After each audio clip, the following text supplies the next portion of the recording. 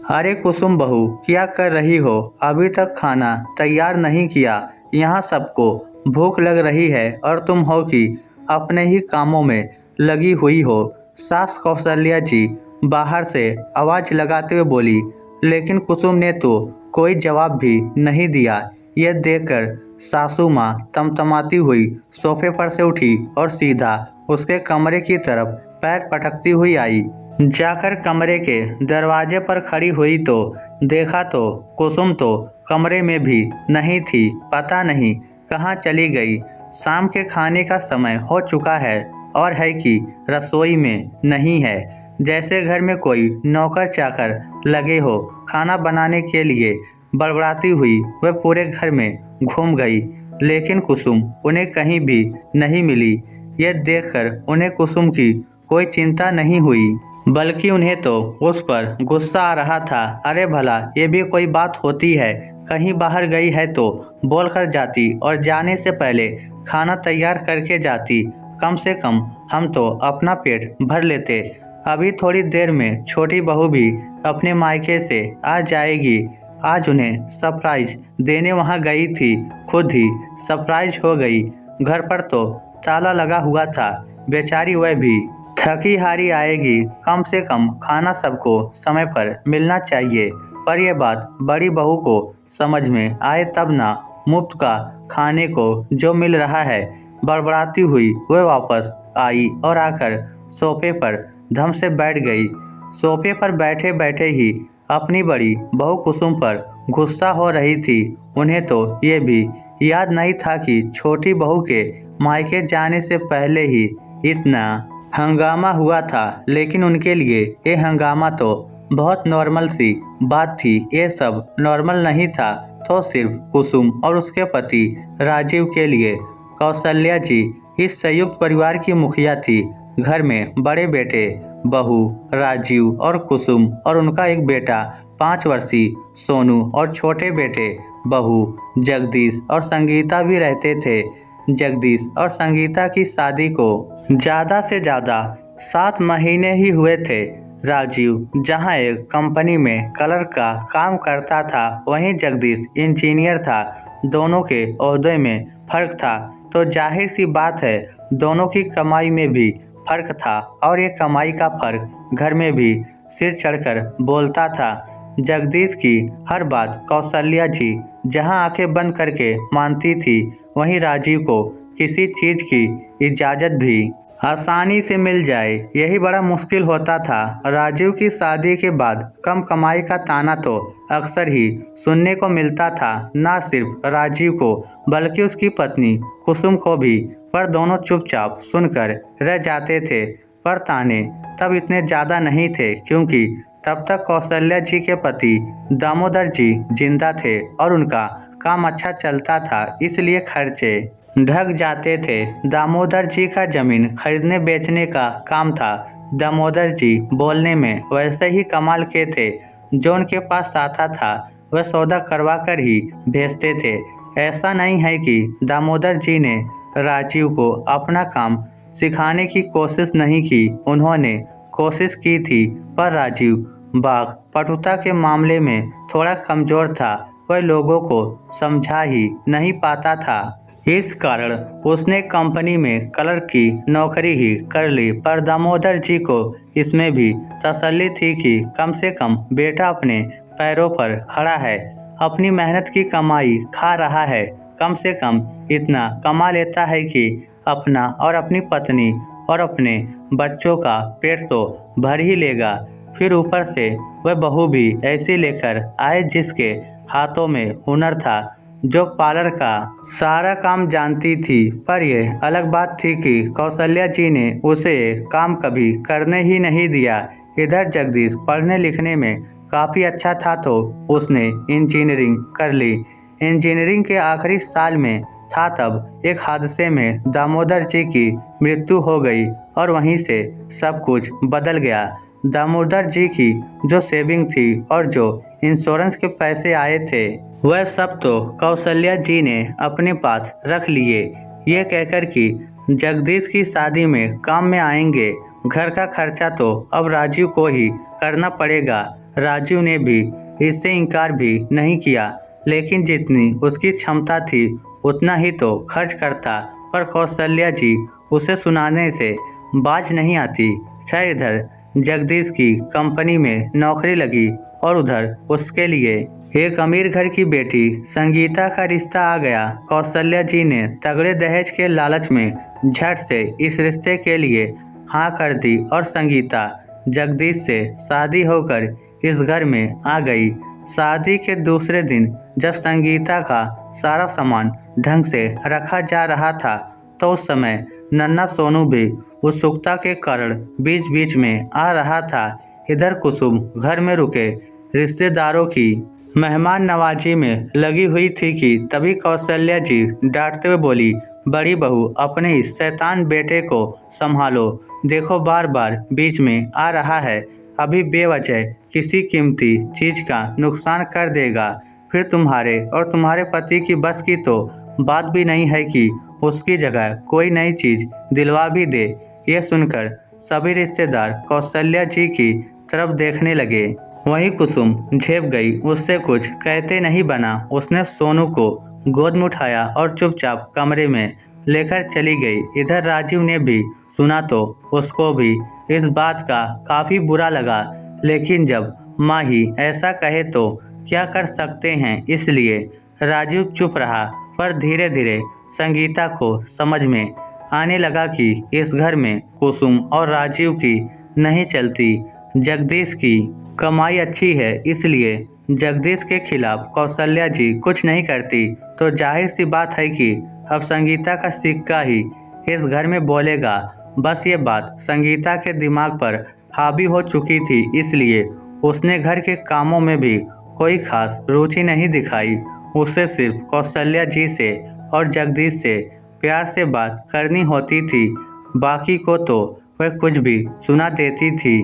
5 साल के छोटे से सोनू को तो वह अपने कमरे में भी नहीं आने देती थी। घूमना फिरना, किटी पार्टी करना संगीता को तो बस इसी में मजा आता था, जबकि सच तो यह था कि जितने पैसे राजीव घर के खर्चे के लिए देता था उतने ही जगदीश दे देता था।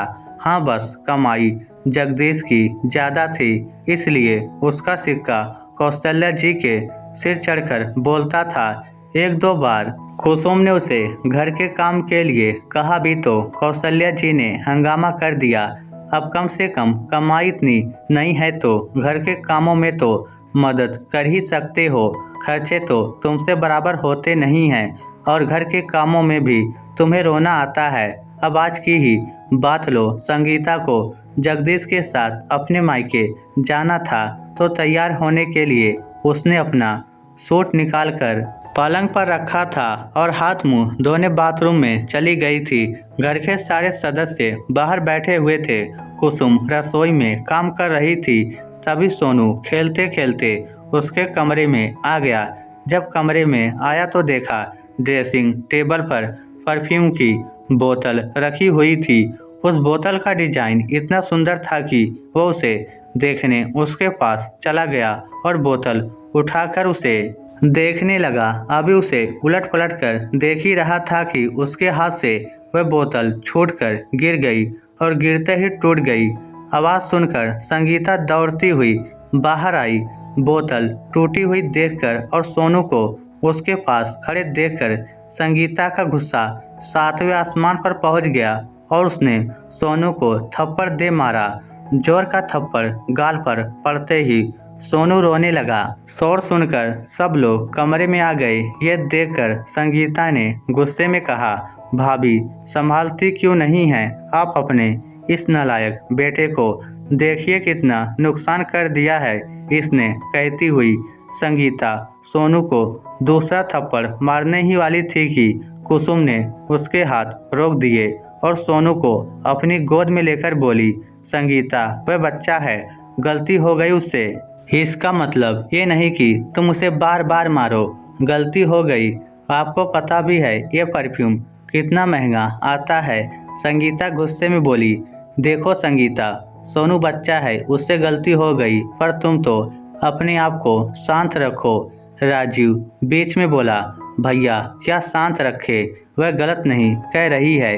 ये परफ्यूम की बोतल इतनी सस्ती नहीं आती है, काफ़ी महंगा परफ्यूम है।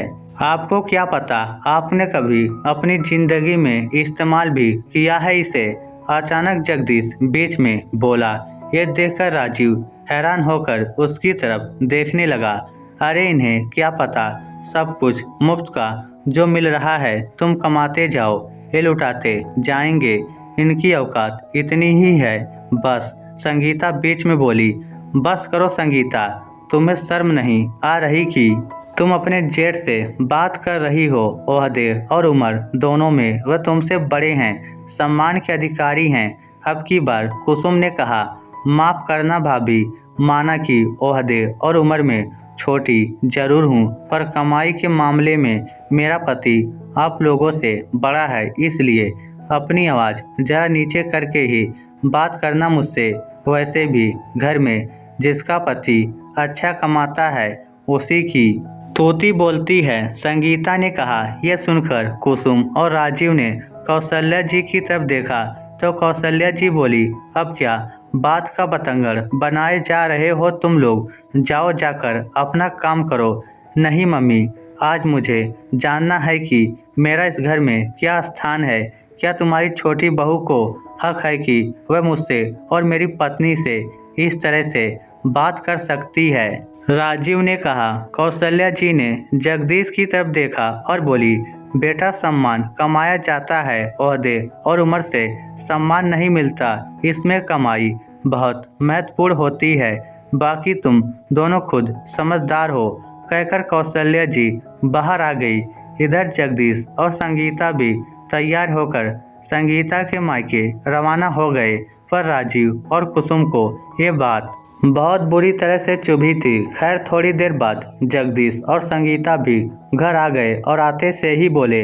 मम्मी, बहुत जोर से भूख लग रही है, फटाफट से खाना लगवा दो। अरे वह महारानी घर पर हो तो खाना बने ना, अभी तक तो खाना ही नहीं बना है, पता नहीं कहाँ गई है।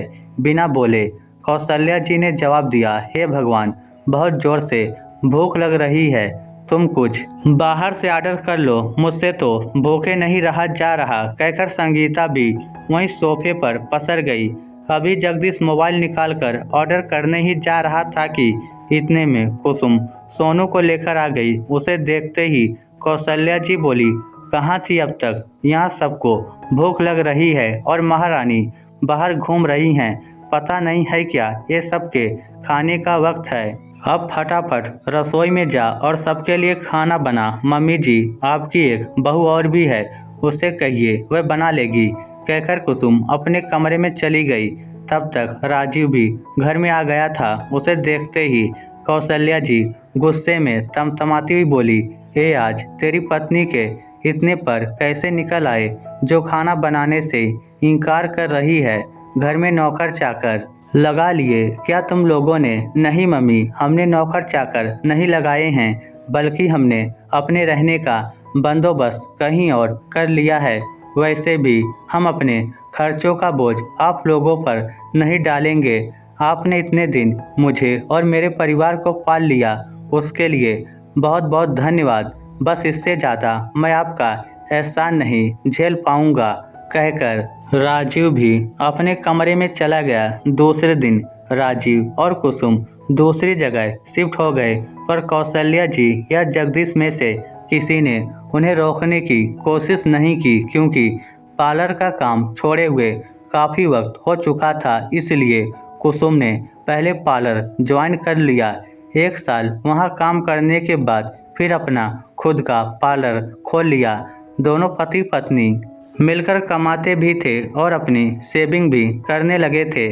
धीरे धीरे उन्होंने वक्त के साथ काफ़ी तरक्की भी कर ली। इधर हालात ये थे कि संगीता के उल जुलूल खर्चों के कारण अब काफ़ी खर्चा होने लगा था।